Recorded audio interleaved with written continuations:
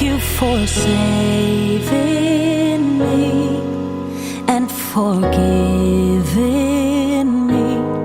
Thank you for loving me, my God. Thank you for healing me and for blessing me. Thank you for holding me, my God. Words can't describe all the thanks in my heart, but I will endeavor to try. So with all my heart, I will thank you, God, and with all I am, I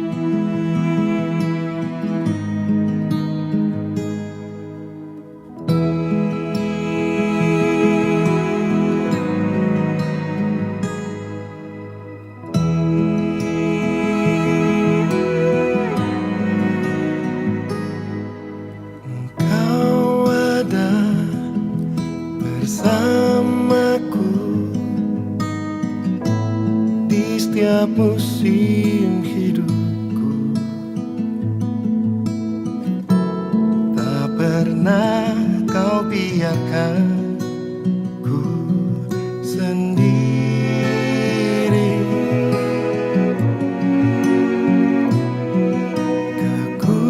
Kekuatan di jiwaku adalah bersamamu. Tak pernah ku ragukan kasih-Mu.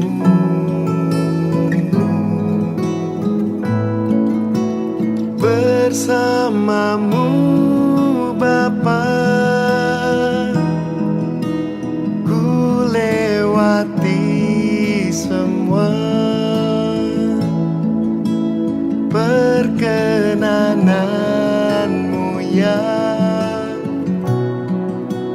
teguhkan hatiku.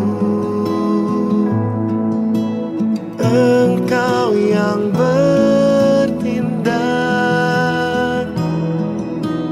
memberi pertolongan. Anugerah-Mu besar melimpah bagiku.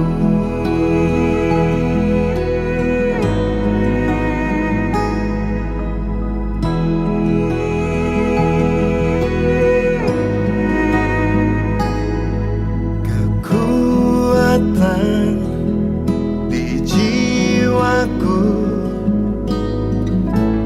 adalah bersamamu. Tak pernah ku ragukan kasih-Mu.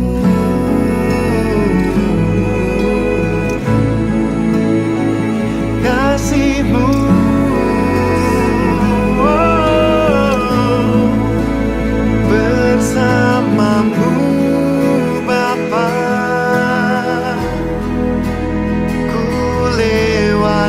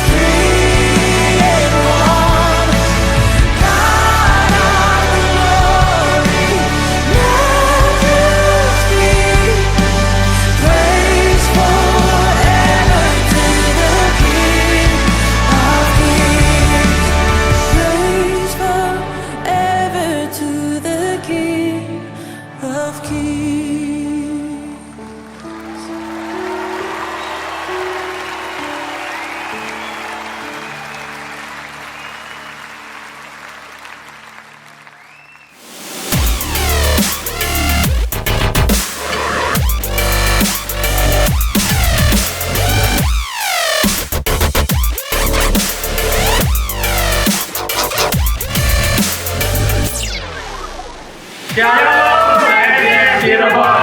kabar Anda semua? Saya berharap saudara semua dalam kondisi yang baik. Selamat datang keluarga AFGF Cirebon. Mari kita memuji dan menyembah Tuhan. Bersiap menerima firman-Nya dan biarkan Roh Kudus bekerja dalam diri kita. Tambahan atau keseluruhan saudara dapat scan barcode atau transfer ke rekening yang ditampilkan adalah yang berikut ini.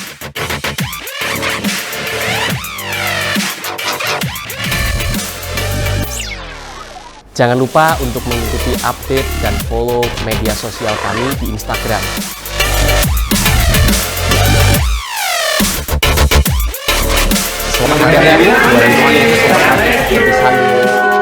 Shalom Jemaat FGF Cirebon, siap untuk memuji Tuhan? Yuk mari kita bangkit diri, kita mau bersorak-sorai bagi Tuhan Allah kita. Let's jump for Jesus, let's celebrate Jesus. Come on, let's go. Yes, come on. Woo!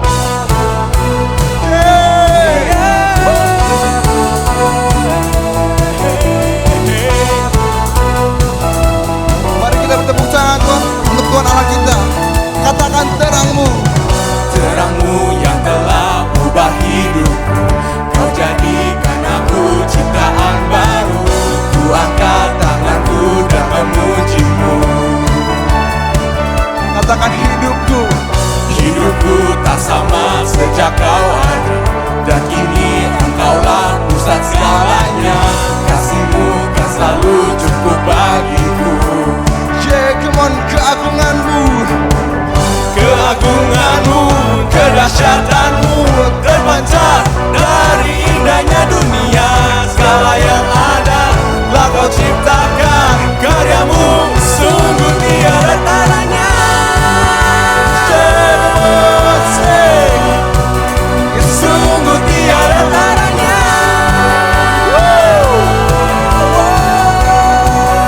Nyanyikan.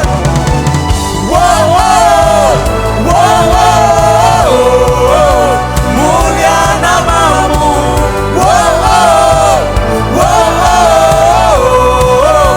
Mulia namamu. Hidupku tak sama sejak kau ada, dan kini engkaulah pusat segalanya. Kasihmu kan selalu cukup bagiku. Katakan dengan imanmu, keagungan Yesus. Keagunganmu, kedahsyatanmu terpancar dari indahnya dunia. Segala yang ada telah kau ciptakan, karyamu sungguh tiada taranya. Kamu sungguh tiada. Sungguh tiada taranya.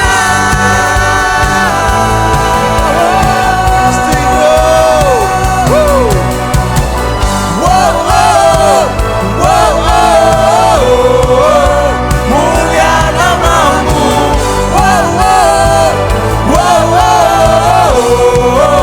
Mulia namamu.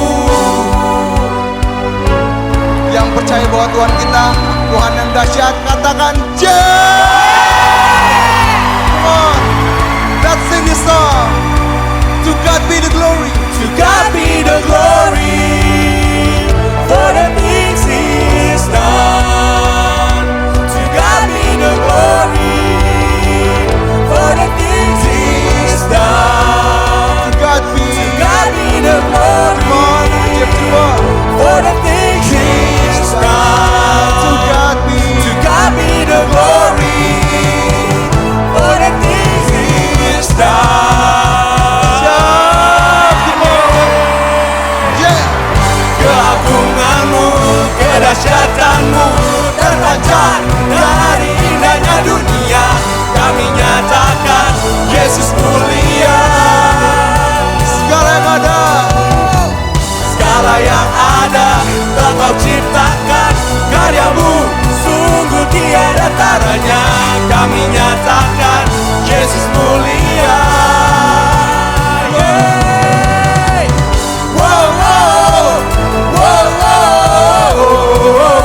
Mulia namamu.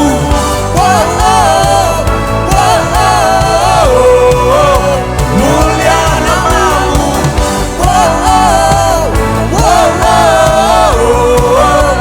Mulia namamu.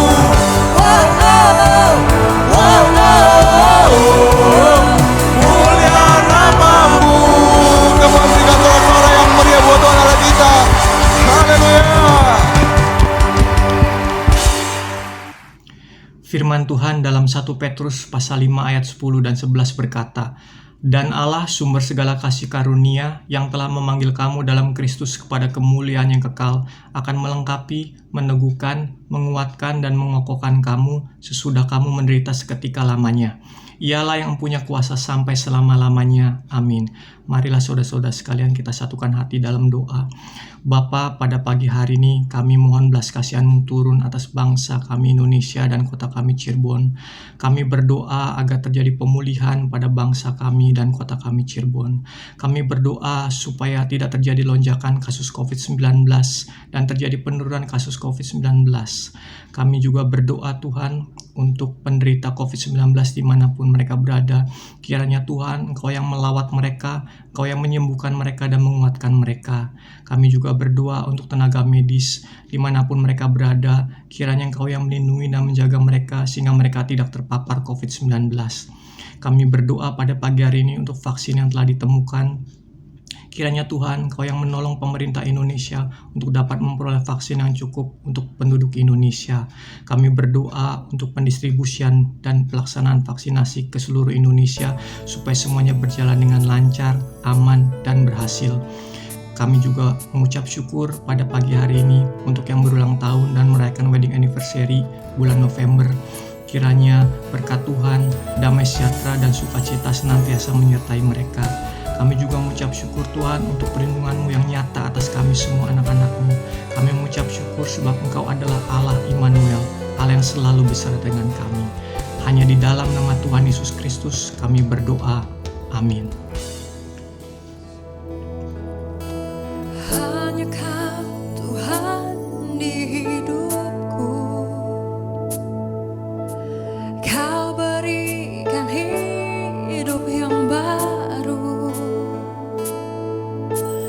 Darah-Mu menyucikan, pulihkan hidupku. Ku nyatakan Kaulah segalanya. Engkaulah sumber pengharapan, kuasa-Mu sanggup menyembuhkan. Jiwaku pun berserah hanya kepadamu. Yesus, Kaulah segalanya. Karena salib-Mu ku hidup, karena salib-Mu ku menang. Engkau yang berkuasa sanggup untuk melakukan mujizat-Mu. Karena salib-Mu ku hidup, karena salib-Mu ku menang. Engkau yang berkuasa sanggup untuk melakukan mujizat-Mu di hidupku. Katakan Kaulah sumber pengharapan kami, Tuhan.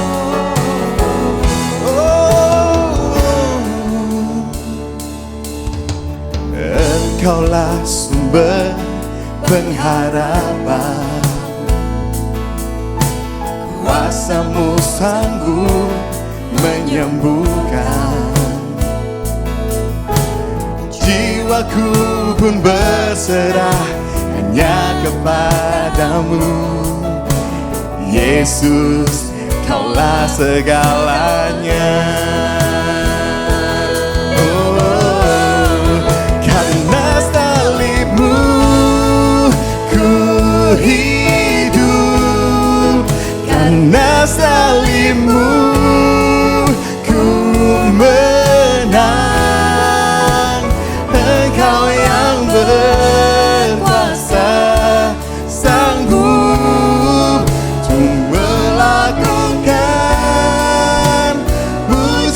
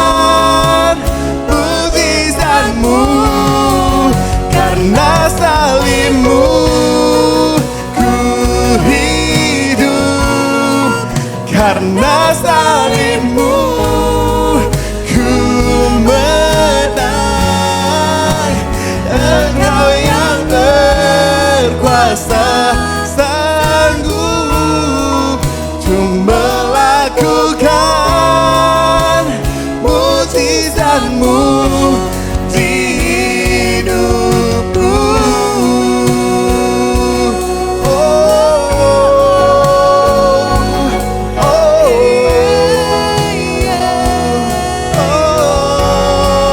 Allah yang berkuasa,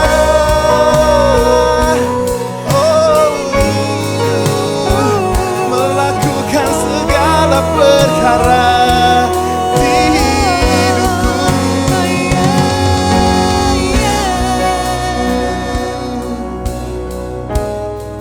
Haleluya. Kami percaya Tuhan, Kau berkuasa dalam kehidupan kami Tuhan. Di dalam setiap perkara Tuhan, di dalam setiap keadaan, kami percaya Tuhan, Kau selalu beserta dengan kami Tuhan.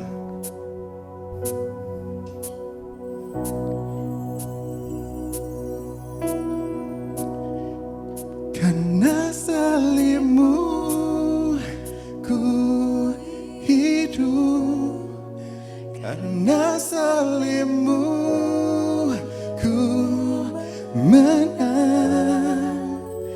Engkau yang berkuasa, sanggup untuk melakukan mujizatmu di hidupku.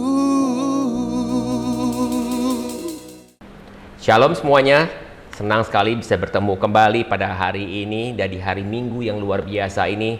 Saya percaya kita semua sudah diberkati dan kita tahu juga bahwa kita mengerti bahwa Tuhan punya rencana yang begitu dahsyat di dalam kehidupan setiap daripada kita, dan pastinya kita tidak bisa mengatur apa yang sebenarnya kita mau, walaupun kita percaya bahwa kita semua diberi kesempatan dan diberi talenta sebagai manajer untuk bisa mengatur kehidupan kita. Sehingga hari ini saya percaya bahwa di musim yang mungkin tidak mudah bagi setiap daripada kita, tapi kita juga percaya bahwa di musim-musim ini di mana mungkin banyak daripada kita kehilangan baik dari pekerjaan, kesempatan, even juga mungkin ada juga yang kehilangan daripada keluarga yang tercintanya, tapi saya percaya bahwa kita bisa akan melihat lebih dahsyat lagi bahwa Tuhan punya rencana yang lebih dahsyat. Sehingga saya mengencourage semua daripada kita untuk bisa mencatat dan mempelajari kembali setiap firman Tuhan yang dibagikan. Dan sebelumnya mari kita berdoa. Tuhan, terima kasih, kami mengucap syukur buat waktu ini. Ajar kami untuk terus melihat setiap rencana yang Kau berikan dalam kehidupan kami. Ajar kami untuk bisa bersabar dan ajar kami untuk bisa tekun.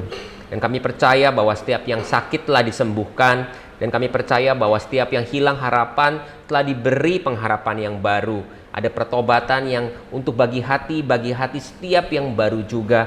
Dan ajar kami untuk terus untuk dituntun untuk memilih setiap pilihan yang ada, sehingga kami tidak salah dalam pemilihan kami. Kami mengucap syukur di dalam nama Tuhan Yesus. Kami mengucap syukur dan berdoa. Amin. Saya mengucap syukur kembali untuk waktu ini kepada seluruh tim yang telah bekerja dengan begitu luar biasa, kepada tim iService kami daripada IFGF Cirebon, setiap tim PW, kemudian juga recording dan juga multimedia, dan juga pastinya ada tim doa yang selalu mendukung setiap apapun yang kita lakukan, baik secara online maupun offline. Sekali lagi, jika semua memiliki satu hal yang untuk didoakan, jangan ragu untuk submit kepada setiap form yang ada di Google dan di alamat ini. Dan ketika kami juga tim doa kami juga akan bisa mendoakan. Dan sebelum kita memulai apa yang akan saya bagikan, mari sama-sama kita bacakan satu deklarasi. Deklarasi yang menjadi deklarasi daripada IFGF Global yang selalu didengungkan oleh setiap daripada gereja IFGF. Hari ini kita bacakan sama-sama sebagai penutup di akhir November ini, dan juga sebagai penutup di mana bulan-bulan terakhir daripada 2020. Inilah kabar baik, saya diselamatkan oleh kasih karunia Allah, bukan oleh perbuatan saya.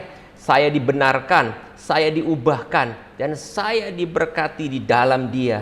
Dan sekarang saya tahu segala sesuatu terjadi di dalam kehidupan saya untuk kebaikan, karena saya dipanggil sesuai dengan rencananya.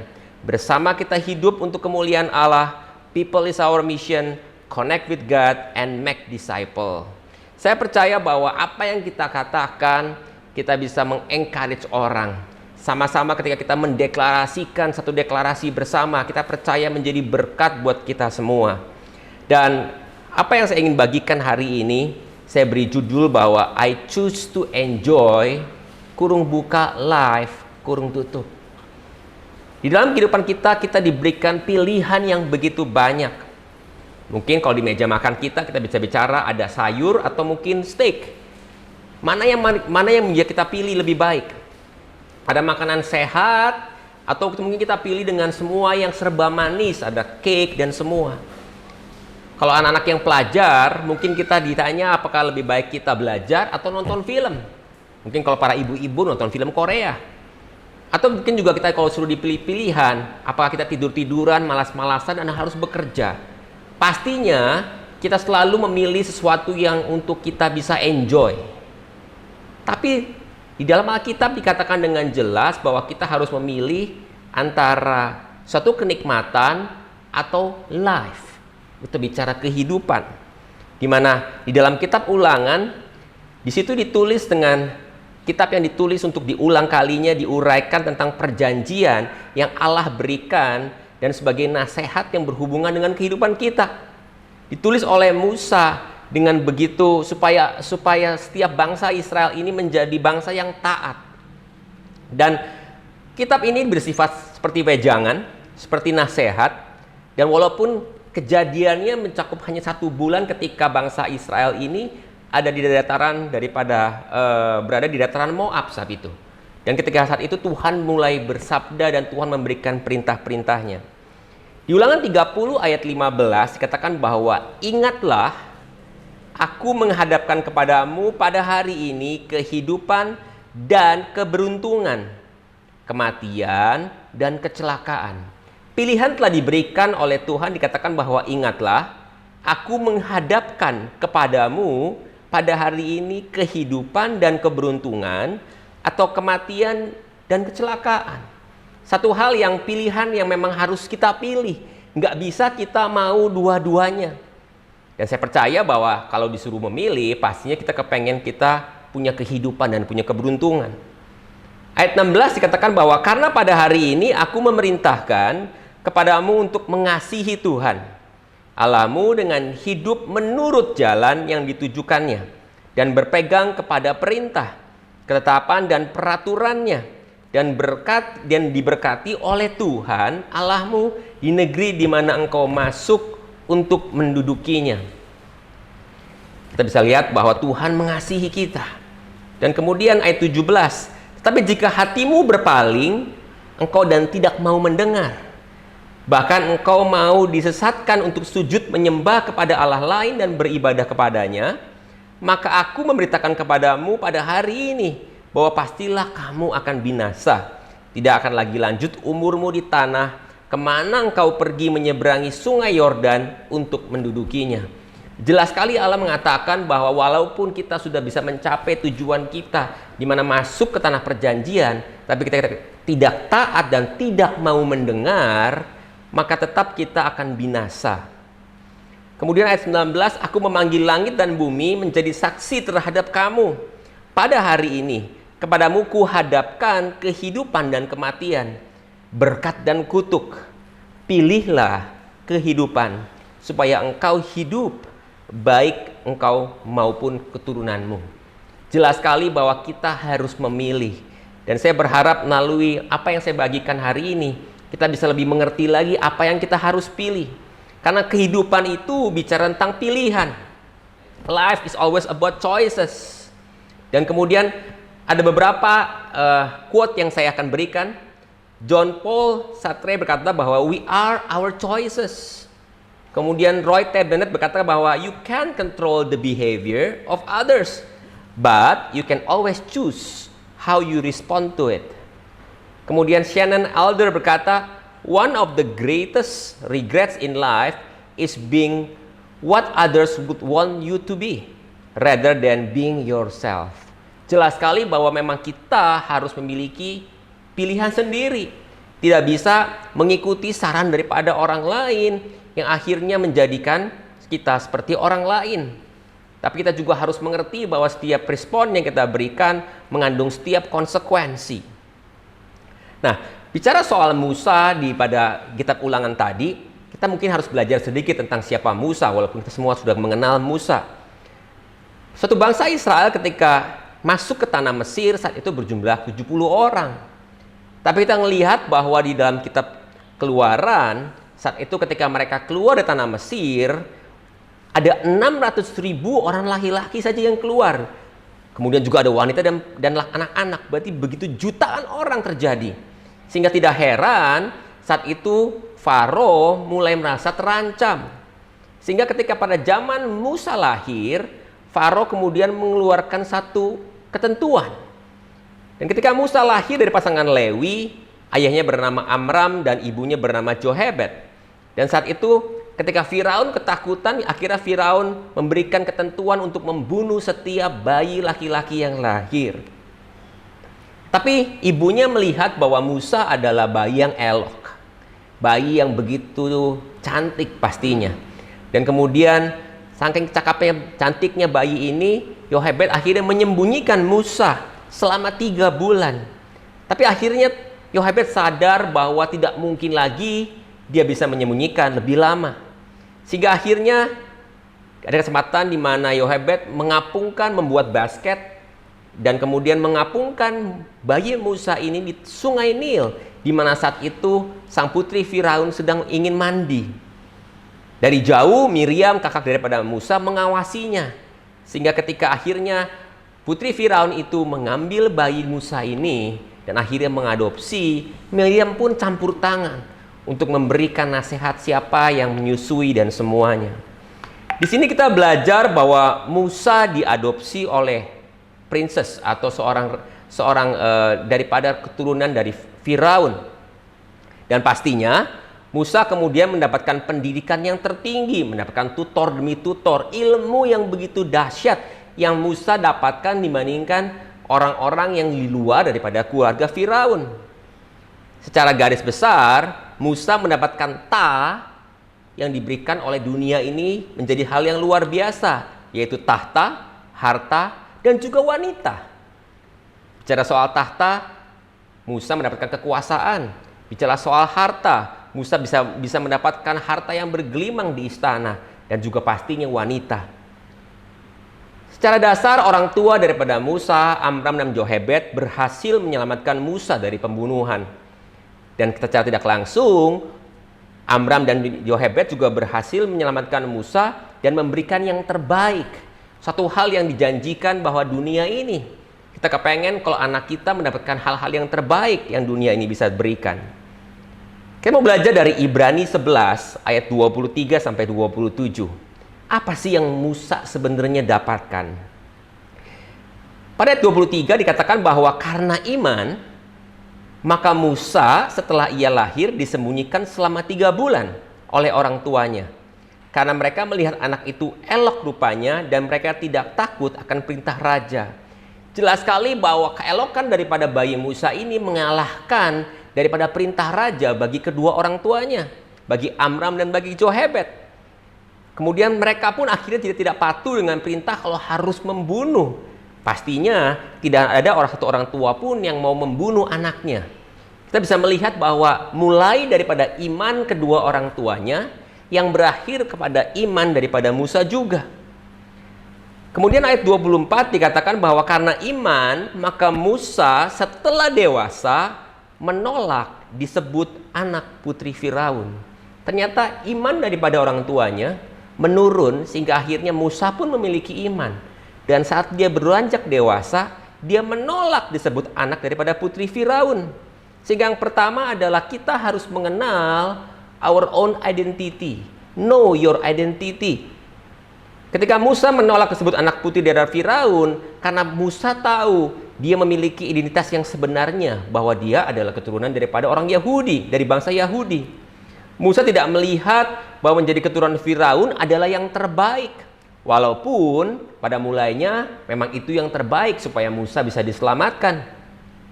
Tapi Musa juga mengerti benar bahwa arti daripada identitas dan siapa dia sebenarnya. Sebenarnya apa sih identitas Banyak daripada kita mungkin nggak ngerti bahwa kita ini butuh identitas. Apakah identitas itu hanya seperti KTP, seperti kartu yang menyatakan nama kita, alamat kita, tanggal lahir kita? Saya rasa lebih daripada itu, karena bicara soal identitas, soal integritas kita, soal kehidupan kita. Roma 12 ayat 2 berkata, janganlah kamu menjadi serupa dengan dunia ini, tetapi berubahlah oleh pembaharuan budimu, sehingga kamu dapat membedakan mana kehendak Allah, apa yang baik, yang berkenan kepada Allah, dan yang sempurna. Sehingga kalau bicara soal identitas, bicara bagaimana kita bisa membedakan, bagaimana kita tahu mana yang baik dan mana yang berkenan buat Allah. Itu adalah arti daripada identitas. Kita mengerti. Nah, sebagai orang Kristen kita tahu bahwa tidak ada bohong itu adalah suatu hal yang baik. Walaupun dunia berkata bahwa ada bohong putih dan bohong hitam. Saya ambil contoh. Mungkin ketika kita nggak sadar, kadang-kadang kita berbohong. Kalau kita lagi menolak ingin berhubungan dengan seseorang, zaman dulu ketika telepon di rumah berbunyi, kemudian mencari, kita bisa bilang dengan alasan kepada yang menerima telepon, bilang aku lagi tidak enak badan, atau bilang ketika aku lagi di WC. Secara dasarnya kita menolak karena mencoba menolak secara halus. Tapi ternyata tetap itu adalah satu kebohongan. Atau kita bisa bilang bahwa kita lagi tidak enak badan ketika kita enggan untuk bertemu dengan seseorang. Jangan sampai kita tidak sadar sebagai orang Kristen, kita melakukan bohong-bohong putih tersebut. Bohong yang tadinya awalnya tujuannya untuk kebaikan, tapi tidak pernah ada kebohongan untuk kebaikan. Pada Ibrani 11 ini dikatakan juga ayat 25, karena ia lebih suka menderita sengsara karena umat Allah daripada sementara menikmati kesenangan dan dosa. Musa dikatakan bahwa ia lebih suka menderita sengsara dengan umat Allah daripada sementara menikmati kesenangan daripada dosa. Bahwa ada pilihan yang sebenarnya Musa hadapi, tapi Musa lebih suka menderita. Pilihan yang aneh memang, tapi kita percaya bahwa Musa tahu tentang kebenaran dan tahu tentang perbedaan. Sehingga saya bisa menyimpulkan bahwa poin yang kedua adalah choose what is right. Kita harus memilih apa yang benar buat kita, bukan buat orang lain. Memilih suatu hal yang benar buat kita adalah suatu hal yang mungkin tidak mudah. Kita tahu bahwa dosa itu seperti pleasure, seperti kesenangan. Dan akhirnya kita tahu juga bahwa di ayat itu dikatakan bahwa bicara tentang upah. Kita mesti mengerti bahwa di dalam kehidupan kita ada pilihan-pilihan dan pastinya ada konsekuensi. Suatu hal yang mudah awalnya pasti akan sulit pada akhirnya. Tetapi ketika awalnya sulit, saya percaya akan lebih mudah di kemudian hari. Saya ambil contoh, ketika kita punya anak-anak, kita akan men-train mereka walaupun susah buat mereka, tapi kita akan train mereka. Ketika mereka mulai belajar berjalan dengan mulai merangkak, kita akan men-train untuk mereka terus mencoba untuk berjalan. Kita tidak akan terus menggendong anak-anak kita. Saya juga punya contoh menarik ketika beberapa hari yang lalu di meja makan, saya baru sadar anak saya yang paling kecil mulai bisa berhitung tambah-tambahan. Ternyata karena dia tidur dengan kakaknya, dengan kokonya mulai mengajari dia 2 plus 2 itu 4 caranya bagaimana. Dengan 2 di tangan, ditambah 2 lagi di tangan, akhirnya 4. Satu pelajaran yang mungkin diberikan melalui kokonya kepada si JJ ini. Walaupun awalnya mungkin Mbak JJ itu hal yang sulit. Tapi amazingly dia bisa belajar, sehingga akhirnya saya percaya kalau nanti dia diajari tentang matematika lebih lagi, akan lebih mudah buat dirinya. Saya percaya bahwa secara manusia kita kalau dibeli pilihan, pasti kita akan memilih sesuatu yang mudah, yang gampang, yang bisa kita nikmati. Dalam Roma 5 ada satu perikop yang menarik, diberi judul hasil pembenaran. Ayat yang pertama dikatakan, sebab itu kita yang dibenarkan karena iman, kita hidup dalam damai sejahtera dengan Allah oleh karena Tuhan kita Yesus Kristus. Ayat yang kedua, oleh Dia kita juga beroleh jalan masuk oleh iman kepada kasih karunia ini. Di dalam kasih karunia ini kita berdiri dan kita bermegah dalam pengharapan akan menerima kemuliaan Allah. Jelas di sini ditulis bahwa Tuhan akan menolong. Tuhan telah memberikan satu kebenaran kepada kita. Melalui iman kita, kita dibenarkan.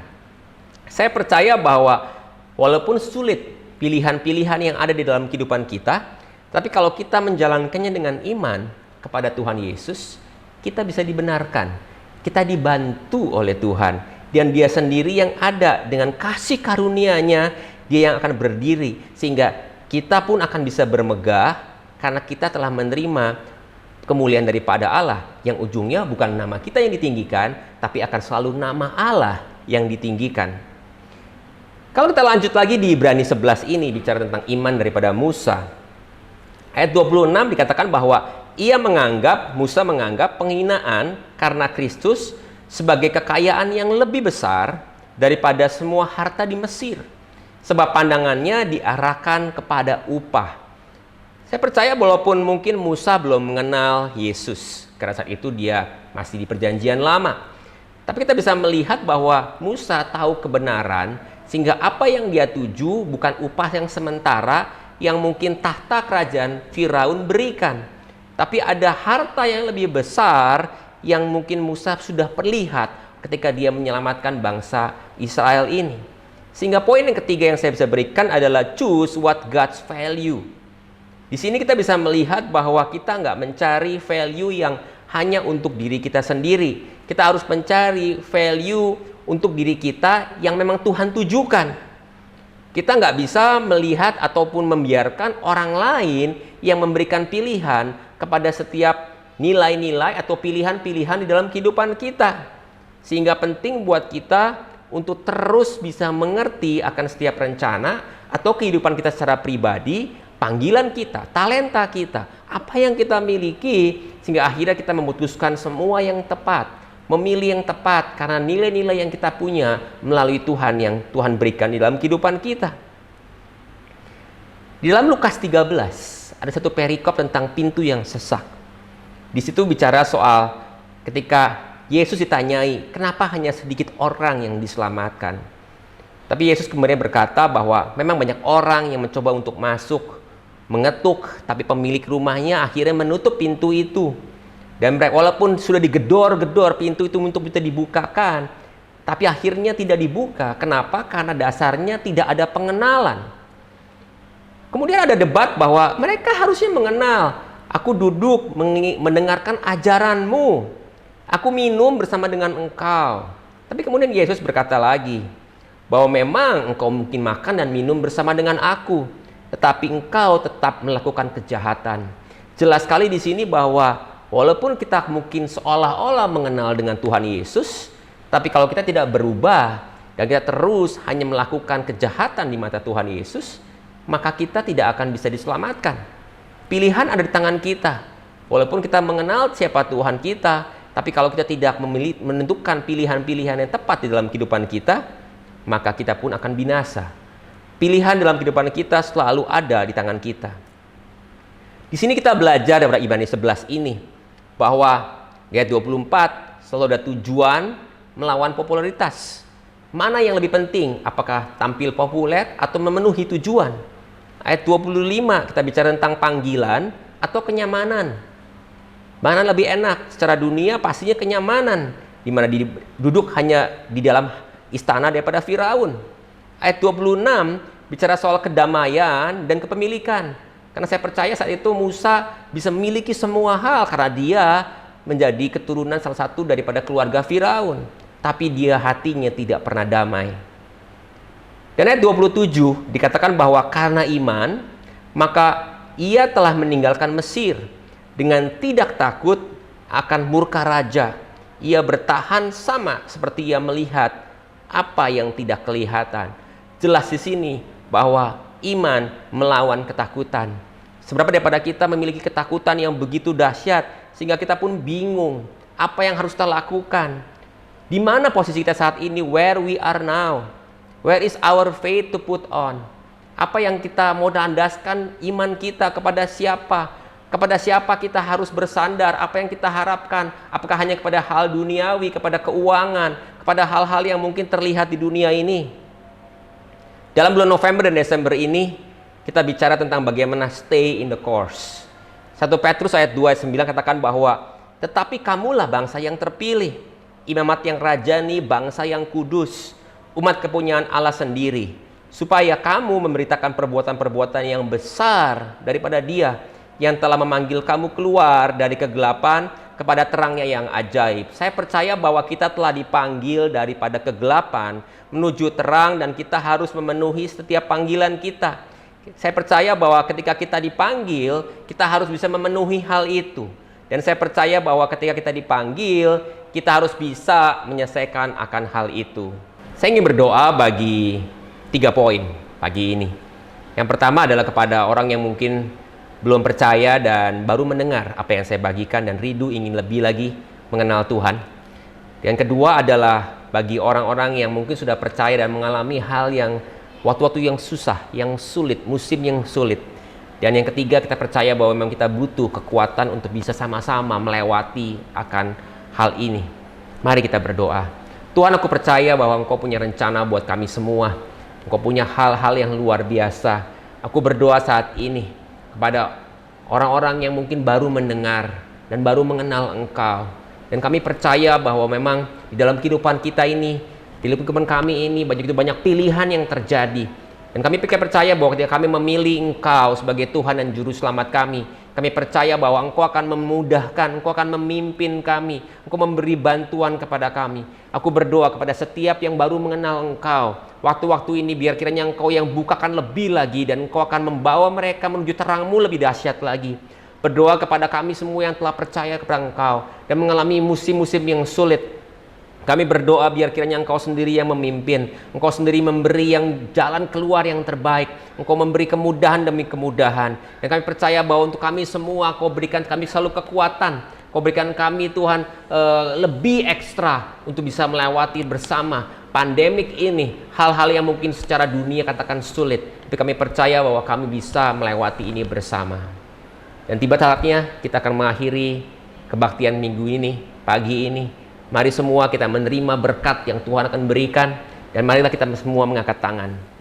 Apabila engkau mendengarkan perintah Tuhan Allahmu dan kusampaikan pada hari ini dan kau lakukan dengan setia, segala berkat ini akan datang kepadamu dan menjadi bagianmu.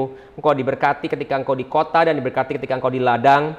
Diberkatilah buah kandunganmu dan semua hasil daripada yang kau kerjakan, sehingga perbendaharanya yang melimpah akan dibukakan. Engkau akan diberkati ketika engkau masuk dan ketika engkau keluar daripada rumahmu sendiri. Dan Tuhan yang akan membiarkan setiap musuhmu yang maju berperang melawan engkau kalah, terpukul kalah. Dan Tuhan akan mengangkat engkau menjadi kepala dan bukan menjadi ekor. Dan engkau akan terus naik dan bukan turun. Sehingga kasih anugerah, damai sejahtera bersama dengan kita semua mulai hari ini sampai Maranatha. Happy Sunday, Tuhan berkati, terus semangat. Kita percaya bahwa Tuhan punya rencana yang luar biasa. Make right choice. Always ask God, involve God in every decision that we made. God bless you. We were waiting without hope, without light, till from heaven you came running. There was mercy in your eyes to fulfill the law and prophets. To a virgin came the word, from a throne of endless glory to a cradle in the dirt.